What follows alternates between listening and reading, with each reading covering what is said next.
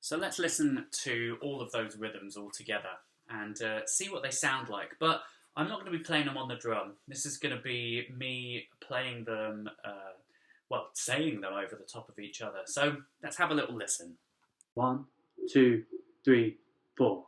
On The sandbar, beach is the sandbar, the sandbar, hot. Yes, please. The sandbar, beach is the sandbar, the beach is hot. Yes, please. The sandbar, beach is the sandbar, the beach is hot. Yes, please.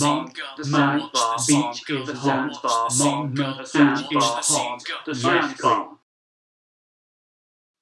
Okay, well that sounds like my idea of hell. 4 different versions of me talking over the top of each other. I think one of me is enough. But it sounded a bit convoluted, didn't it? And which is strange because all of those rhythms do sit quite nicely over the top of each other. And the reason for that is because all of them are my own voice. So there's no space for any of those sounds to stand out. And, you know, that can be applied to playing lots of things on different instruments and so on as well. You can have really great parts, but unless there's a clarity of sound in terms of instruments that are playing low sounds and instruments that are playing high sounds, it's going to sound really messy. So that's something to take into consideration when putting lots of material together. So if we were going to play that on drums or on percussion or so on, and I played them all on this drum, it might get to a point where they all sounded quite messy in themselves as well. And a good way to counter that would be, you know, we've got this djembe here that has a low sound in the middle and